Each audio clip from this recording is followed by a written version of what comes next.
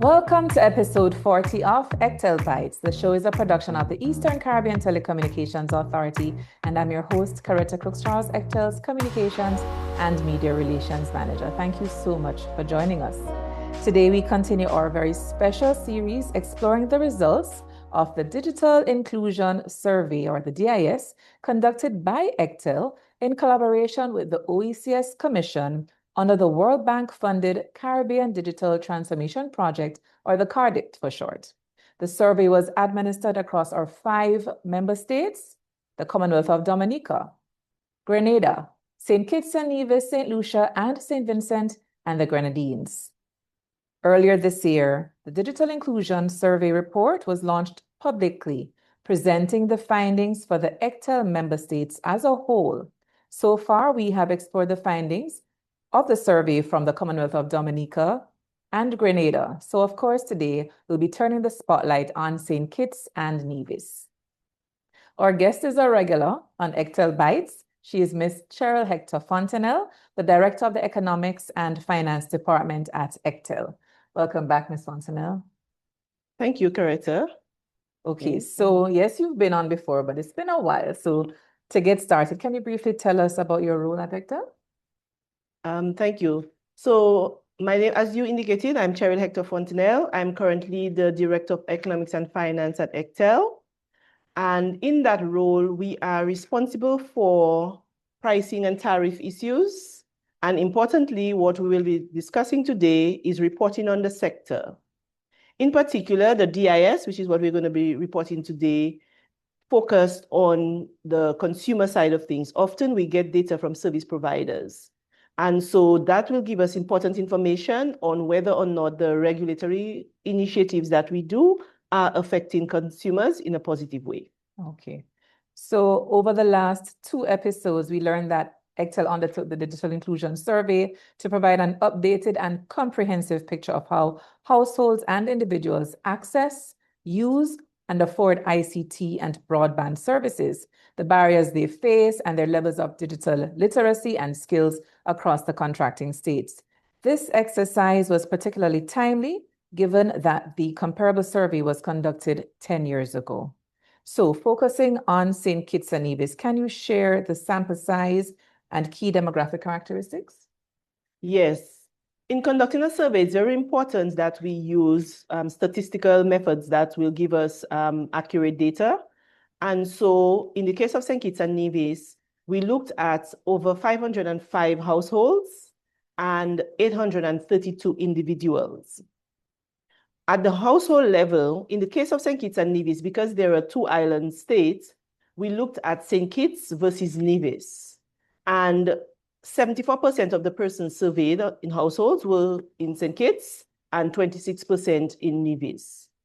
We also look at whether or not there were children in the household because, again, digital information, the DIS is very important that we know whether or not children have access to digital services.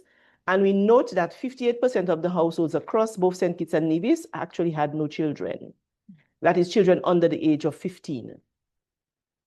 When we look at the individuals, we look again at male, female. We had 54% were female versus 46% of the males were interviewed. The age range, most persons were aged between 15 and 35 years old, and 34% were over 50 years old. In terms of employment status, only 9% of persons that were surveyed were unemployed. That was actually the lowest across all the ECTEL member states. Okay. And we also are interested in whether or not persons have disabilities because, again, the I is inclusion. We want everybody to participate in the digital economy. And we noted that 8% of persons that were interviewed indicated that they had at least one disability.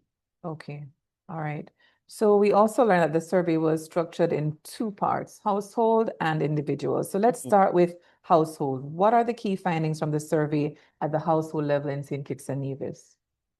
Okay, thank you again, Coretta. When we are looking at households, we are mostly interested in devices that can be shared. However, we also want to find out whether or not a household have access to at least say one mobile phone. So one of the questions that we ask is, does this household have at least one mobile phone? In the case of St. Kitts and Nevis taken as a whole, 93% of households said yes, at least one person in the household had a mobile phone. Then we look at other devices that can be used for digital services. And some of them are old-fashioned, like, for example, television and radio. 89% of households had access to a television. This was down from 92% when we did that survey in 2014. In the case of radio, not surprisingly, while there was a significant drop, it was 92% when we did that survey in 2014. It was down to 62%, but that is still quite a significant number of persons who have a specific device for listening to the radio, because we know you can access the radio services online and otherwise.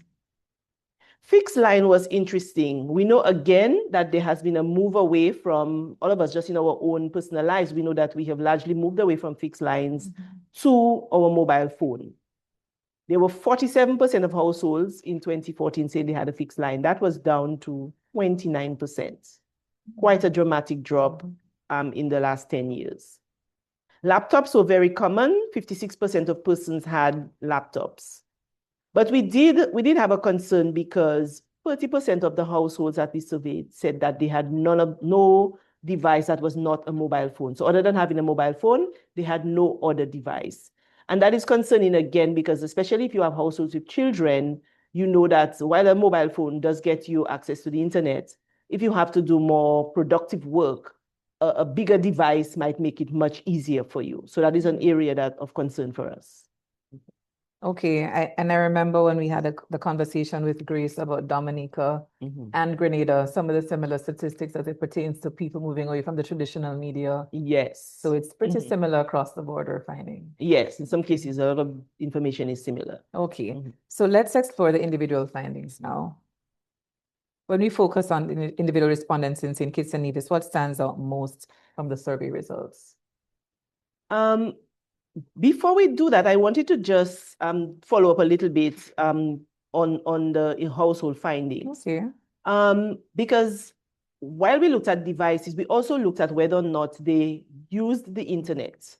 And so we were asking persons, does anybody in the household access broadband? Because you could have a device, and use it for something other than broadband access. And we had 89% of persons say they had used it for broadband. And what was very encouraging is that when we looked at households with children, it moved up to 94%, which means that persons with children saw that it was more important to have the internet, or it was very important, I should say, to have the internet. And that, I think, is something that we really want to note. Okay. And the other thing that I wanted to speak about before we get into some specifics for St. Kitts is affordability. Yes. It's an area of interest for us. And what we noted was that, unfortunately, it is still a concern. We have less than 50% of persons saying that fixed voice and fixed broadband is affordable. But as we know, as we have said, people have moved away from fixed voice. Maybe affordability was a factor. These are some of the things that, when you do a second round, you can find out a little more details on. Mobile services were seen as more affordable. Both mobile broadband and mobile voice were seen as affordable. And in particular, mobile voice services, almost 70% of persons said mobile voice services were very affordable, as opposed to broadband services, mobile broadband services, where it was about 56% of persons. Okay. Again, similar findings across the member states about affordability. Yes. Okay. So we're going to jump to the individual findings now? Yes. Now, again, when we look at a household, there are multiple persons within the households. And when you ask at the household level, you usually focus the question on the head of household. But sometimes there are other persons in the household that have a different experience from the head of the household. So the head of the household may have a mobile phone and somebody else doesn't. So we ask, what are the devices that are available at the individual level? And again, we know mobile is king. So 91% of the persons that we surveyed said they own a mobile phone and that they also use it. And the other thing that's important is, if you want to focus on broadband access, not only should you have a mobile phone, but it would certainly be better if it was a smartphone. And we have found that of the persons who indicated they had a mobile phone, 92% said it was a smartphone. That still means there are 8% of persons who have a mobile phone, but it is not a smartphone. Right. Making it a challenge for them to, access the internet in a seamless way. Okay. And what we want to note is that is another important statistic, because 10 years ago, only 69% of the persons with mobile phones had a smartphone. So we have seen, again, a significant jump. Mm-hmm. And again, with regards to other devices, the most commonly used device was the tablet. And desktops, only 20% of persons had desktops. But that is not unusual, because even, again, most of us know that we are moving away from desktops to more mobile devices. Mm-hmm. And again, as we said, at the household level, 20% of households said no devices were in the house. When we moved to individuals, it jumped to 25% said that they had not used a device that was not a mobile device. So we have about a 20 to 25% of persons in St. Kitts and Nevis whose only access with regards to ICT devices is a mobile device. And while that is excellent that they have access to the mobile device, we would want also that if they wanted to, that they could access other devices. I'm wondering though, for the households without with only the mobile devices, are there children there of school age? Did we go into the nitty-gritty of it to find out? Well, we would have that information. As we said, or maybe I should have said that before, we can only touch the surface in this discussion. Yes. Just the surface, because we have a lot of data, and we have the data broken down by, as you say, by whether or not there were children in the home, or whether or not there are older persons or the persons with disabilities.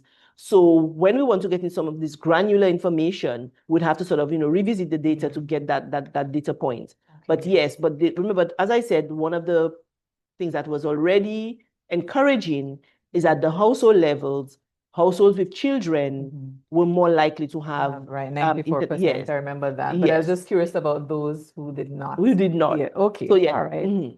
Okay, so the survey also examined progress toward ICT-related Sustainable Development Goals, or the SDGs.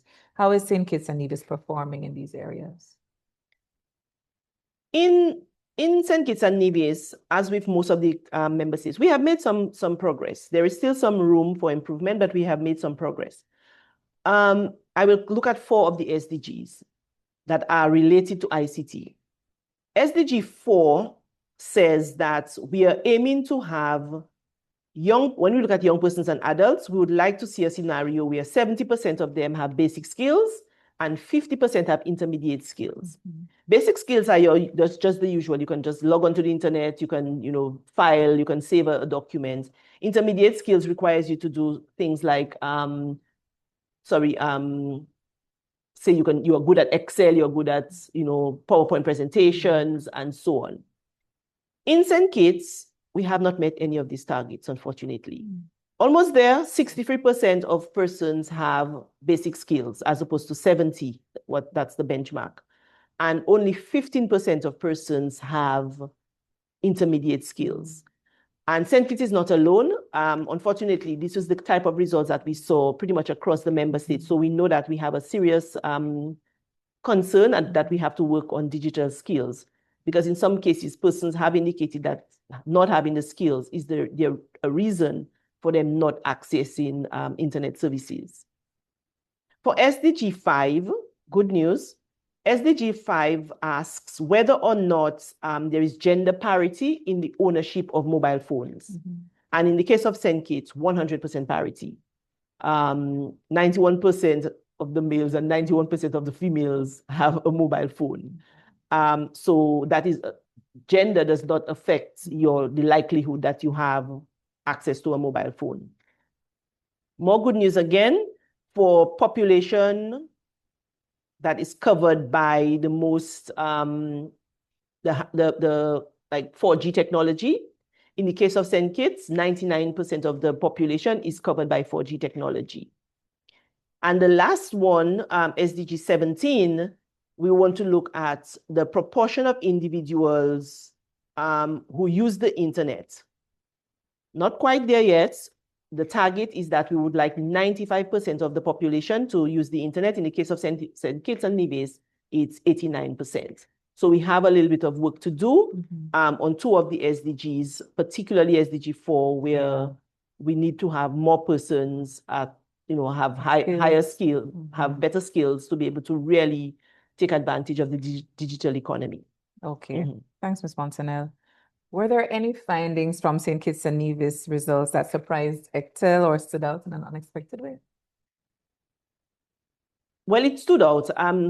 St. Kitts has, across the board, generally, when you look at our statistics over the 26 years of ECTEL's existence, St. Kitts is an outlier in a good way. They tend to have higher penetration rates for most of the services and so on.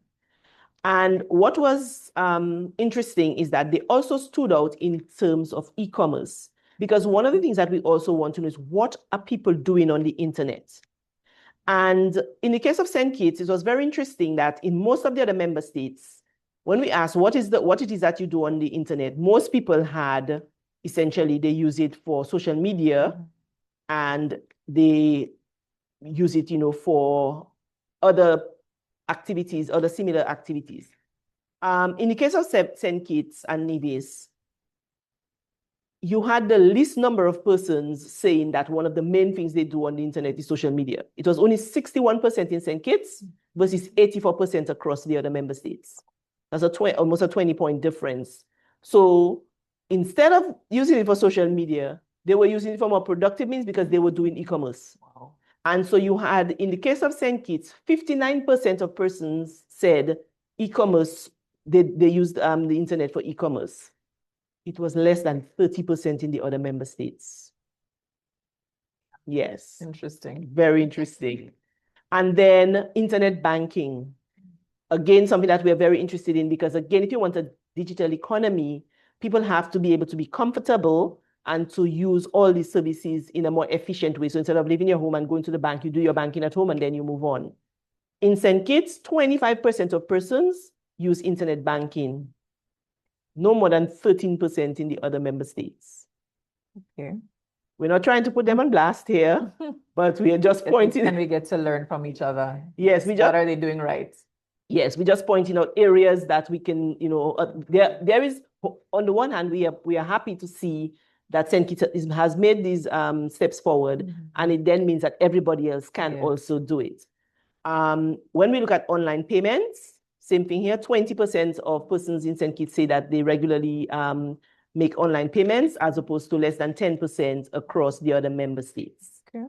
And so again, because we are very interested in trying to see whether or not people are really doing productive things online, it was good to see that there is some hope. There's some shoots, there's some green shoots in St. Kitts, and that is something that we can use, to help move the other member states along.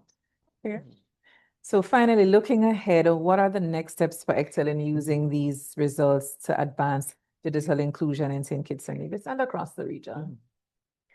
Well, in general, the reason that we do this is always to kind of take a snapshot of where are we today, what are the areas that we have made good progress, and what are the areas that we need to put a little bit more focus. So we have now identified that an area of focus for us is indeed skills. And while as a telecoms regulator, that is not in our direct mandate, we can certainly work with the OECS and other agencies to ensure that that area is being addressed. One of the important reasons that we put out this information is not just for ECTEL, but to also make sure that other persons, other policymakers have access to credible information about the state of play in the member states with regards to digital inclusion. So that is one of the first things that we're doing. This exercise here, again, is to publicize, to let everybody know the information is available. And we've already started engagement with other partners so that they have access to the information. For ECTEL itself, our focus will be on ensuring that we meet the goals for what is termed universal meaningful connectivity, meaning that, as we said, 95% is the goal in terms of universal connectivity. We are not yet there, so that is an area that we know we have to work on. We have to determine why is it that persons those that are not connected, what are the barriers, and work on those barriers. And then the other area is also affordability. I think that is where we are going to put a lot of our efforts.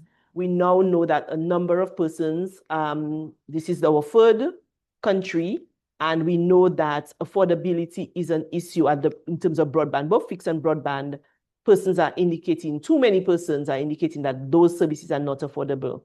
And as I said, our department works on tariff and pricing, as I said at the beginning, and so that will help us to focus our efforts a little bit more in that area.